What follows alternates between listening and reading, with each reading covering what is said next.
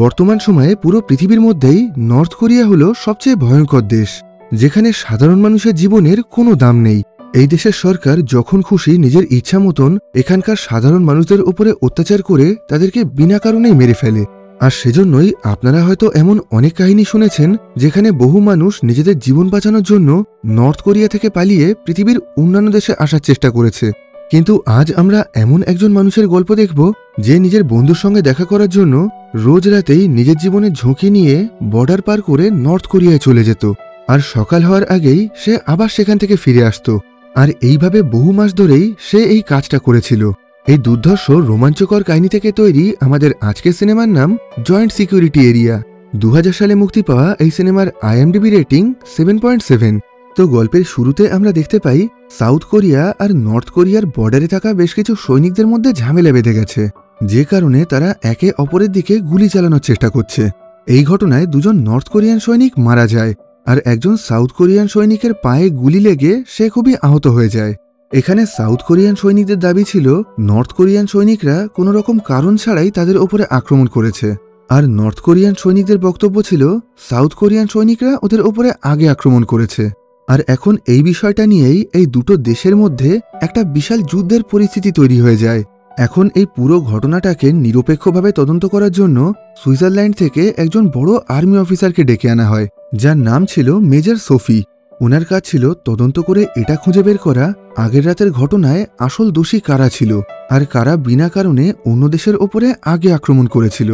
আর এই পুরো বিষয়টা তদন্ত করার জন্য নর্থ কোরিয়া আর সাউথ কোরিয়া এই দুই দেশের সরকারের তরফ থেকেই মেজর সোফিকে অনুমতি দেওয়া হয়েছিল। এখন সবার আগে মেজর সোফি সাউথ কোরিয়ার সেই সৈনিকের সঙ্গে দেখা করে যে আগের রাতের ঘটনায় আহত হয়ে গেছিল। এই সৈনিকের নাম ছিল সার্জেন্ট লি।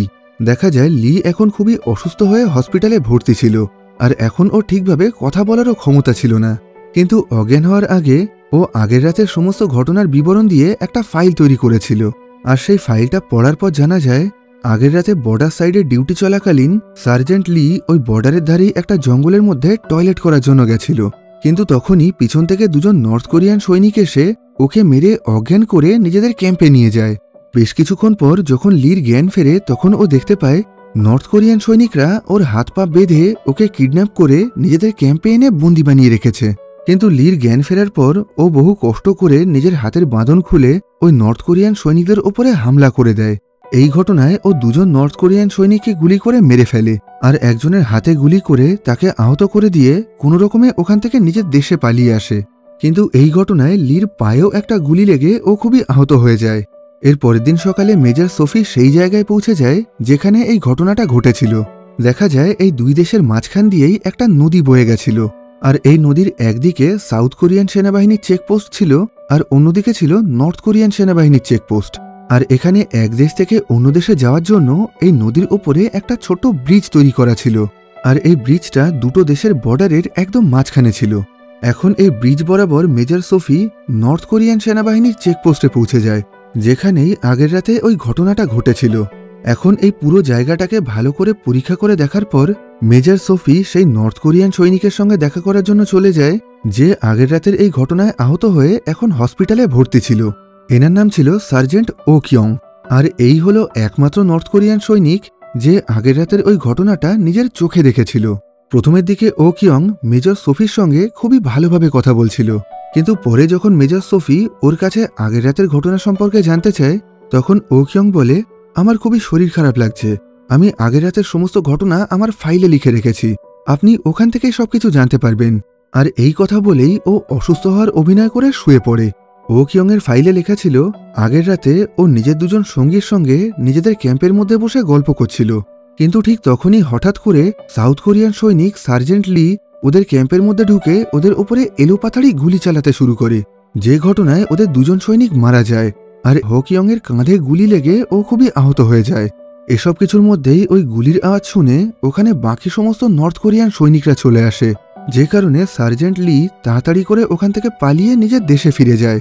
আর এরপরেই ওই দুই দেশের সৈনিকদের মধ্যে একটা ছোটখাটো লড়াই শুরু হয়ে যায়। এখন সার্জেন্ট লি আর সার্জেন্ট হো কিয়ংয়ের ফাইল পড়ার পর মেজর সোফি খুব ভালোভাবেই বুঝতে পারে এদের মধ্যে থেকে কেউ একজন মিথ্যে কথা বলছে। এরপর মেজর সোফি আগের রাতে মারা যাওয়া সেই দুজন নর্থ কোরিয়ান সৈনিকের মৃতদেহ দেখার জন্য চলে যায়। এদের মধ্যে থেকে একজনের শরীরে 2টো গুলি করা হয়েছিল আর অন্য একজনের শরীরে 8টা। আর এই সমস্ত গুলিগুলোকেই খুবই কাছের থেকে করা হয়েছিল। দেখে বোঝা যাচ্ছিল এদের দুজনকেই খুবই নৃশংসভাবে মারা হয়েছে। এখন হিসাব করে দেখা যায় আগের রাতের ওই ঘটনায় এই নর্থ কোরিয়ান সৈনিকদের ওপরে টোটাল 11টা গুলি চালানো হয়েছিল, যার মধ্যে থেকে একজনের শরীরে ছিল 8টা গুলি, একজনের শরীরে ছিল 2টো, আর হো কিয়ং এর গায়ে 1টা গুলি লেগেছিল। এদিকে সার্জেন্ট লির বন্দুক চেক করে দেখা যায় তার ম্যাগজিনে তখনও 5টা গুলি পড়েছিল। এই 5টা আর আগের দিনের 11টা গুলি যোগ করলে হয় টোটাল 16টা গুলি, কিন্তু সার্জেন্ট লির ওই বন্দুকে 15টার বেশি গুলি ধরে না। তাই এখন প্রশ্ন হলো এখানে একটা অতিরিক্ত গুলি এলো কোথা থেকে। আর সবচেয়ে বেশি আশ্চর্যের ব্যাপার হলো ওই একটা অতিরিক্ত গুলিটা ওই ঘটনাস্থলের আশেপাশে কোথাও খুঁজে পাওয়া যায়নি, যার মানে হলো কেউ একজন ওই অতিরিক্ত গুলিটাকে লুকানোর চেষ্টা করছে। এবার একটু খোঁজখবর করার পর জানা যায় আগের দিন সার্জেন্ট লির কাছ থেকে যে বন্দুকটা পাওয়া গেছে, মানে যে বন্দুক থেকে ওই দুজন নর্থ কোরিয়ান সৈনিককে মারা হয়েছে, সেই বন্দুকটা আসলে সার্জেন্ট লির ছিল না। ওই বন্দুকটা নামসুং নামের একজন সৈনিকের নামে রেজিস্টার করা ছিল। আর নামসুং সেই সৈনিক ছিল যে আগের রাতে সার্জেন্ট লির সঙ্গে বর্ডারের ধারের ওই চেকপোস্টেই ডিউটি করছিল। আর নামসুং এর কাছ থেকে যে বন্দুকটা পাওয়া গেছে সেটা আসলে সার্জেন্ট লিন নামে রেজিস্টার করা ছিল, যার মানে হলো এদের দুজনের বন্দুকগুলো নিজেদের মধ্যে অদল বদল হয়ে গেছিল। কিন্তু আশ্চর্যের ব্যাপার হলো নামসুং এর কাছ থেকে যে বন্দুকটা পাওয়া গেছিল সেটাতে আগের রাতে মারা যাওয়া একজন নর্থ কোরিয়ান সৈনিকের রক্ত লেগেছিল। এটা দেখে এখন মেজর সোফির মনে হচ্ছিল আগের রাতের ওই ঘটনায় হয়তো সার্জেন্ট লির সঙ্গে নামসুংও ওই নর্থ কোরিয়ান সৈনিকদের ক্যাম্পে ছিল। আর এখন এই বিষয়টা জানার জন্য উনি নামসুংকে ডেকে জিজ্ঞাসাবাদ করতে শুরু করেন। যদিও প্রথমের দিকে নামসুং ওদের কোনো কথারই ঠিকভাবে উত্তর দিচ্ছিল না। তখন মেজর সোফি বলে, তুমি যদি আমার সাথে মিথ্যে কথা বলো তাহলে আমি তোমার ওপরে লাই ডিটেক্টর মেশিন ব্যবহার করব। আর সেই মেশিন ব্যবহার করার পর তুমি কোনো মিথ্যে কথা বললে সহজেই ধরা পড়ে যাবে।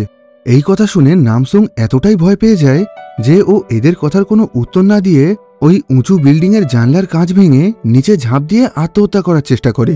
আর এখান থেকেই আমাদেরকে বেশ কিছু মাস আগের অতীতের ঘটনা দেখানো হয়। দেখা যায় একদিন বেশ কিছু সাউথ কোরিয়ান সৈনিক ওদের বর্ডারের ধারে জঙ্গলের মধ্যে পেট্রোলিং করতে করতে রাতের অন্ধকারে ভুল করে পথ হারিয়ে নর্থ কোরিয়ায় চলে গেছিল। আর এই সমস্ত সৈনিকদের সঙ্গে সার্জেন্ট লিও ছিল। এবার কিছুক্ষণ পর এই সৈনিকরা যখন বুঝতে পারে এরা ভুল করে অন্য দেশে চলে এসেছে, তখন ওরা তাড়াতাড়ি করে ওখান থেকে নিজেদের দেশে ফেরার চেষ্টা করে। কিন্তু এসব কিছুর মধ্যেই সার্জেন্ট লি টয়লেট করতে গিয়ে নিজের দলের বাকি সঙ্গীদের থেকে আলাদা হয়ে যায়। আর কিছুক্ষণ পর টয়লেট করে ফেরার সময় ও ভুল করে একটা ল্যান্ডমাইনের ওপরে পা দিয়ে ফেলে। এই ঘটনায় লি প্রচণ্ড ভয় পেয়ে গেছিল। এখন ওর পক্ষে আর একটুও নড়াচড়া করা সম্ভব ছিল না। এদিকে এতক্ষণে ওর বাকি সঙ্গীরাও ওকে রেখে ওখান থেকে অনেক দূরে চলে গেছিল। লি মনে করেছিল ও হয়তো এখানে এই অবস্থাতেই মারা যাবে, কিন্তু ঠিক তখনই ওখানে পিছন থেকে দুজন নর্থ কোরিয়ান সৈনিক এসে লির মাথায় বন্দুক ঠেকিয়ে ওকে গ্রেফতার করে নেয়। এদের মধ্যে থেকে একজনের নাম ছিল সার্জেন্ট ও কিয়ং আর অন্য একজনের নাম ছিল জং উ। প্রথমের দিকে ওরা দুজন লিকে মেরে ফেলতে যাচ্ছিল। তখন লি বলে, আমি একটা মাইনের ওপরে পা দিয়ে দাঁড়িয়ে আছি, তাই তোমরা দুজন তাড়াতাড়ি করে এখান থেকে অনেক দূরে সরে যাও। যেটা শুনে এরা দুজনও তাড়াতাড়ি করে লির কাছ থেকে দূরে সরে আসতে শুরু করে। কিন্তু তখনই লি বলতে শুরু করে, তোমরা এইভাবে আমাকে মরার জন্য একা রেখে যাচ্ছ, তোমরা দয়া করে আমাকে বাঁচাও, আমি এখান থেকে নিজের ঘরে ফিরে যেতে চাই। আর এই কথা বলেই ও জোরে জোরে কাঁদতে শুরু করে, যেটা দেখে সার্জেন্ট হো কিয়ং আর জংহুর খুবই মায়া হয়। আর সেজন্যই এখন সার্জেন্ট হো কিয়ং খুবই সাবধানতার সঙ্গে নিজের চাকুর সাহায্যে ওই ল্যান্ডমাইনটাকে ডিফিউজ করে দেয়। আর তারপর সেই ল্যান্ডমাইনের ফিউজটা উপহার হিসেবে সার্জেন্ট লিকে দিয়ে দেয়। এখানে একে অপরের শত্রু দেশের সৈনিক হওয়া সত্ত্বেও সার্জেন্ট হো কিয়ং আর জং উ সার্জেন্ট লিকে না মেরে ওর জীবন বাঁচিয়ে চুপচাপ ওখান থেকে চলে যায়। এই ঘটনার বেশ কিছু মাস পর একদিন বরফের মধ্যে পেট্রোলিং করার সময় এই দুই দেশের বেশ কিছু সৈনিক একে অপরের সামনাসামনি চলে আসে। আর সেখানেই সার্জেন্ট লির সাথে সার্জেন্ট হো কিয়ং আর জং উর আরও একবার দেখা হয়। এখন এরা তিনজন দূর থেকে একে অপরকে দেখে মুচকি মুচকি হাসতে শুরু করে। আসলে যেহেতু এরা প্রত্যেকেই একে অপরের শত্রু দেশের সৈনিক ছিল, তাই আগের রাতে ঘটে যাওয়া সেই ঘটনা সম্পর্কে এরা কেউই নিজেদের বাকি সঙ্গীদেরকে কিছুই জানায় না। এই ঘটনার আরও কিছু মাস পর সার্জেন্ট লিকে বর্ডারে একটা চেকপোস্ট সামলানোর দায়িত্ব দেওয়া হয়। আর এই চেকপোস্টে ওর সঙ্গী ছিল নামসুং নামের সেই সৈনিকটা। আগামী বেশ কিছু মাস ধরে এদের দুজনকে জঙ্গলের মধ্যে এই চেকপোস্টেই থাকতে হবে। এখানে বেশ কিছুদিন থাকার পর সার্জেন্ট লি জানতে পারে ওদের উল্টো দিকে থাকা নর্থ কোরিয়ান আর্মি ক্যাম্পে সার্জেন্ট হো কিউং আর জুং ও ডিউটি করছে। এই দুই দেশের ক্যাম্পেই শুধুমাত্র দুজন করে ডিউটি করছিল। তাই এখন লি ঠিক করে নেয় ও হো কিউং আর জং উর সঙ্গে যোগাযোগ করবে। আগের দিন ওই ল্যান্ডমাইন থেকে ও জীবন বাঁচানোর জন্য লি ওদের দুজনকে ধন্যবাদ জানিয়ে একটা চিঠি লেখে, আর তারপর সেই চিঠিটাকে একটা পাথরে মুড়িয়ে রাতের অন্ধকারে ওদের আর্মি ক্যাম্পের দিকে ছুঁড়ে মারে। এইভাবে লি প্রত্যেক রাতেই ওদের কাছে একটা করে চিঠি পাঠাতো, আর ওরাও সেই চিঠির উত্তর লিখে সেগুলোকে পাথরে বেঁধে লির ক্যাম্পের দিকে ছুঁড়ে মারত। এইভাবে বেশ কিছুদিন ধরে ওরা সবাই নিজেদের মধ্যে চিঠি আদান প্রদান করে কথা বলতে শুরু করে। যেহেতু নর্থ কোরিয়ান মানুষরা কোনো রকম ভালো জিনিসপত্র ব্যবহার করার সুযোগ সুবিধা পায় না, তাই এখন লি নিজের চিঠির সাথে সাথে ওদের কাছে সিগারেটের প্যাকেট, গানের ক্যাসেট আর আরও বেশ কিছু জিনিসপত্র পাঠাতে শুরু করে, যেগুলোকে পেয়ে ওরা দুজনও খুবই খুশি ছিল। এইভাবে বেশ কিছুদিন যাওয়ার পর একদিন জুং হু লিকে একটা চিঠি লিখে ওকে নিজেদের ক্যাম্পে আসার জন্য ইনভাইট করে। কিন্তু লির পক্ষে ওদের ক্যাম্পে যাওয়া একদমই সহজ ছিল না, কারণ লির সঙ্গী অর্থাৎ নামসুং যদি এই ব্যাপারটা জানতে পারে তাহলে ও খুব বড় বিপদে পড়ে যাবে। সেজন্য ও মাঝরাত অবধি নামসুংয়ের ঘুমানোর অপেক্ষা করতে থাকে। আর একবার ও ঘুমিয়ে পড়লে লি রাতের অন্ধকারে লুকিয়ে লুকিয়ে নর্থ কোরিয়ান আর্মি ক্যাম্পে ও কিউং আর জং উর সঙ্গে দেখা করার জন্য চলে আসে। যদিও এখানে প্রথমের দিকে লিকে দেখে ওরা দুজনেই খুবই ভয় পেয়ে গেছিল। ওরা কোনোভাবেই বুঝে উঠতে পারেনি লি নিজের জীবনে ঝুঁকি নিয়ে বর্ডার পার করে সত্যি সত্যি ওদের সঙ্গে দেখা করার জন্য চলে আসবে। এখন ও কিয়ং আর জং উ বলে, আমরা তো তোমার সঙ্গে মজা করছিলাম, আমরা কোনোভাবেই বুঝতে পারিনি তুমি সত্যি সত্যি আমাদের চিঠি পেয়ে আমাদের সঙ্গে দেখা করার জন্য চলে আসবে। এখন কেউ যদি তোমার এখানে আসার খবরটা জানতে পারে তাহলে আমরা প্রত্যেকেই খুবই বড় বিপদের মধ্যে পড়ে যাব। যেটা শুনে লি বলে, ঠিক আছে, তাহলে আমি এখনই এখান থেকে চলে যাচ্ছি, কারণ আমি কোনোভাবেই তোমাদেরকে কোনো সমস্যায় ফেলতে চাই না। তখন ওরা দুজন বলে, না, তুমি যখন একবার সাহস করে এখানে চলে এসেছো তাহলে তোমাকে আর এখান থেকে যেতে হবে না। আজ থেকে 50 বছর আগে অবধিও আমরা সবাই একসাথে একটা একই দেশ ছিলাম, আর আমরা সবাই একে অপরের ভাইয়ের মতন ছিলাম। কিন্তু আজ বিদেশি শক্তির কারণে আমাদের দেশটাকে ভেঙে দুটুকরো করে আলাদা করে দেওয়া হয়েছে, আর এখন আমাদের দেশের সরকারের জন্য আমরা সাধারণ মানুষরাও একে অপরের শত্রু হয়ে উঠেছি। কিন্তু আমি চাই এই সমস্ত ঘৃণা আর ভয় ভুলে গিয়ে সাউথ কোরিয়া আর নর্থ কোরিয়ার মানুষরা যেন আবার আগের মতন এক হয়ে ওঠে।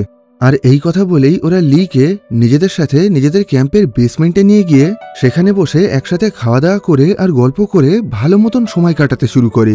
এইভাবে বেশ কিছুক্ষণ ওদের সঙ্গে গল্প করে সময় কাটানোর পর ভোর হওয়ার আগেই লি আবার লুকিয়ে লুকিয়ে নিজের আর্মি ক্যাম্পে ফিরে আসে। এরপর থেকে লি প্রত্যেক রাতেই লুকিয়ে লুকিয়ে নর্থ কোরিয়ান আর্মি ক্যাম্পে ওদের সঙ্গে দেখা করার জন্য যেত, আর সেখানে তিনজন মিলে একসাথে গল্প করে আর মজা করে খুব ভালোই সময় কাটাতো। এইভাবে বেশ কিছুদিন কাটার পর এক রাতে হঠাৎ করেই একজন নর্থ কোরিয়ান আর্মি অফিসার ওদের ক্যাম্পে চলে আসে। সেই সময় এরা তিনজন নিজেদের ক্যাম্পের বেসমেন্টে বসেই গল্প করছিল।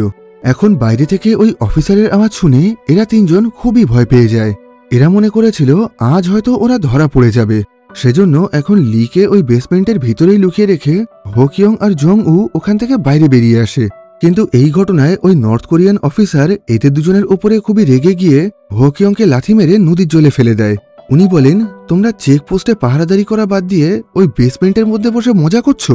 এই অবস্থায় শত্রু দেশ থেকে কেউ আমাদের উপরে হামলা করলে তোমরা তো কিছু জানতেই পারবে না। ভবিষ্যতে তোমরা যেন কখনোই আর এই ভুলটা করো না। আর এই কথা বলেই ওই অফিসারটা ওখান থেকে চলে যায়। এখন এই ঘটনায় হো কিয়ং, জং উ আর লি এরা তিনজন খুবই ভয় পেয়ে গেছিল। তাই আগামী বেশ কিছুদিনের জন্য লি ওদের ক্যাম্পে যাওয়া বন্ধ করে দেয়। এখন থেকে লি নিজের বেশিরভাগ সময়টাই সাউথ কোরিয়ান ক্যাম্পে থাকা নিজের সঙ্গী নামসুং এর সঙ্গে কাটাতো।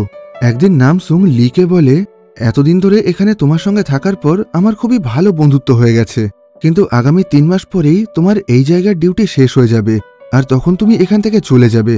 আর তারপর এই ফাঁকা জঙ্গল আর ক্যাম্পের মধ্যে আমি পুরোপুরি একা হয়ে যাব। এই কথা বলেই নামসেয়ং খুবই মন খারাপ করতে শুরু করে। এই কথা শুনে লি বেশ কিছুক্ষণ ভাবনা চিন্তা করার পর বলে, ঠিক আছে, এখান থেকে যাওয়ার আগে আমি বেশ কিছু নতুন মানুষের সঙ্গে তোমার বন্ধুত্ব করিয়ে দেব, তাহলে তারপর থেকে তোমাকে আর এখানে একা থাকতে হবে না।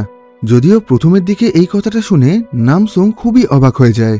এই ঘটনার কিছুদিন পর এক রাতে লি সুযোগ বুঝে নামসুংকেও নিজের সাথে করে সেই নর্থ কোরিয়ান ক্যাম্পে নিয়ে যায়, আর সেখানে ও কিয়ং আর জং উর সাথে ওরও বন্ধুত্ব করিয়ে দেয়।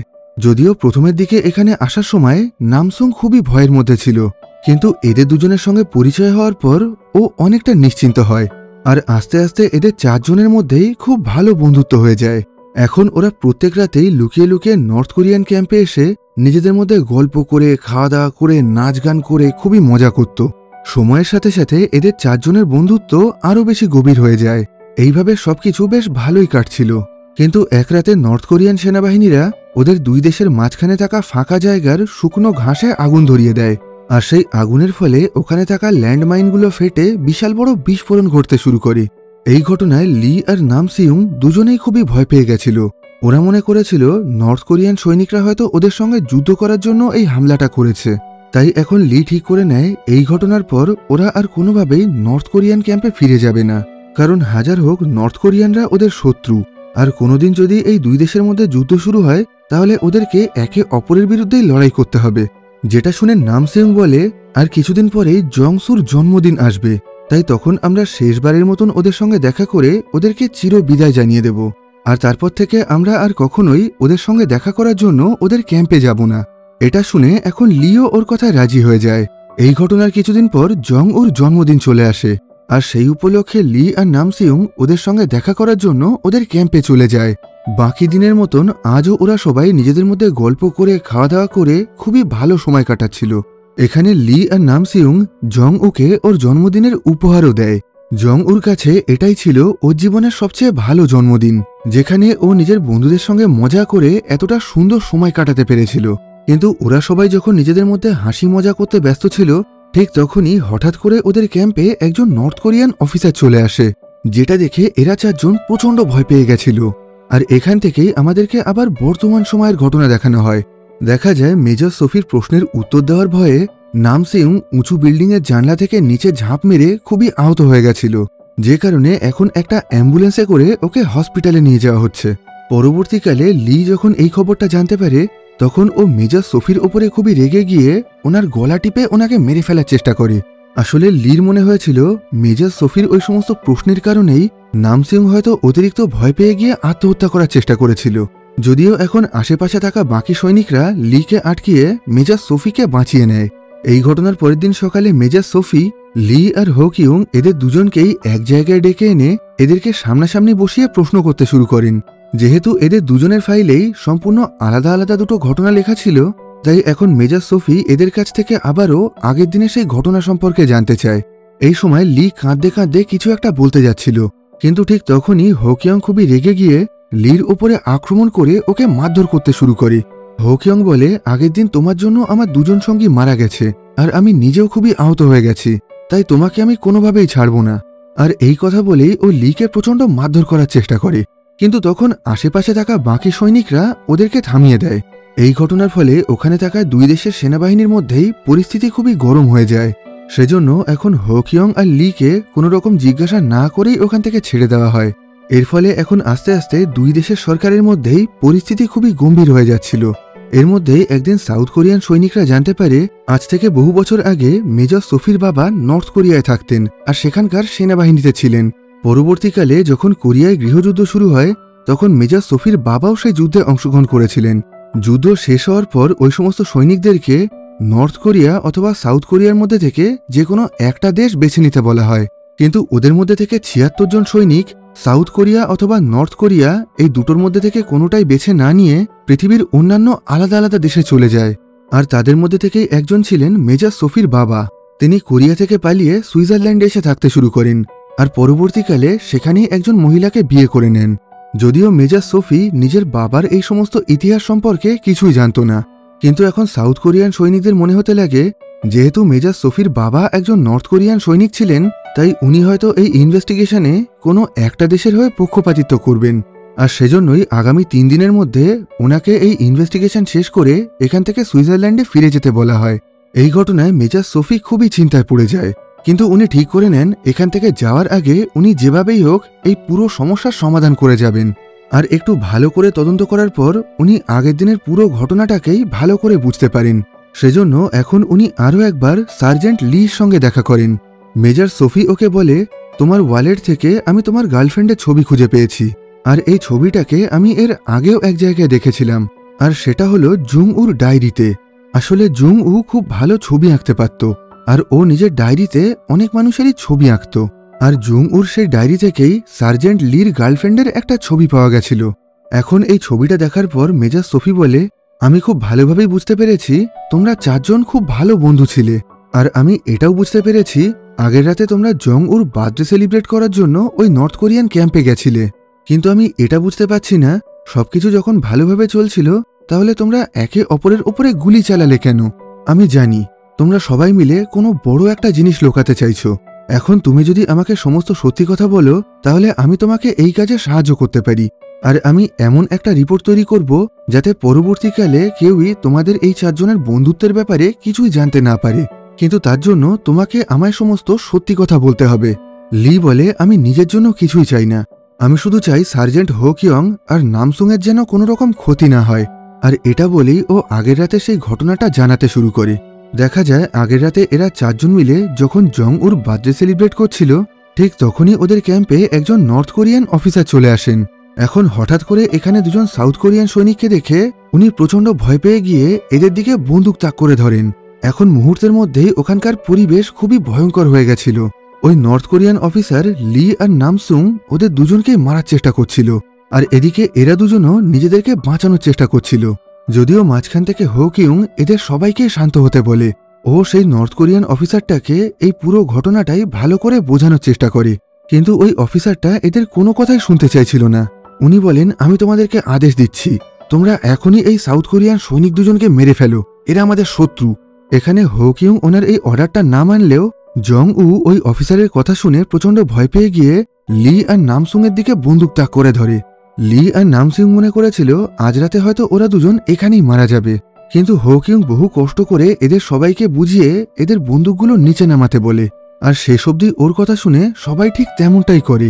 কিন্তু ঠিক তখনই ওই নর্থ কোরিয়ান অফিসারের কাছে থাকা ওয়াকিটকিতে একটা মেসেজ আসে, আর উনি নিজের কোমর থেকে সেই ওয়াকিটকিটা বের করার চেষ্টা করেন। যেটা দেখে নামসুং মনে করেছিল এই অফিসারটা হয়তো বন্দুক বের করে এদেরকে মারার চেষ্টা করছে। সেজন্য ও তাড়াতাড়ি করে ওই অফিসারটাকেই একটা গুলি করে মেরে ফেলে।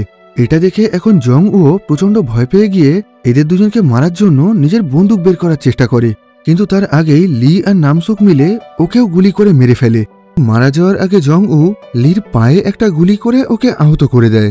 এরপর লি ও কিয়ংকেও গুলি করে মেরে ফেলতে যাচ্ছিল, কিন্তু প্রথম গুলিটা বেরোনোর সাথে সাথেই ওর বন্দুকটা জাম হয়ে গেছিল, যে কারণে ও অনেক চেষ্টা করেও হো কিয়ংকে আর মারতে পারে না।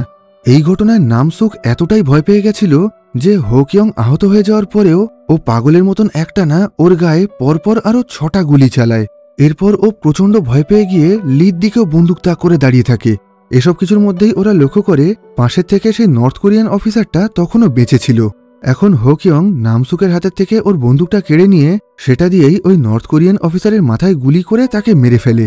এরপর হো কিয়ং তাড়াতাড়ি করে এদের দুজনকে ওখান থেকে নিজেদের দেশে ফিরে যেতে বলে।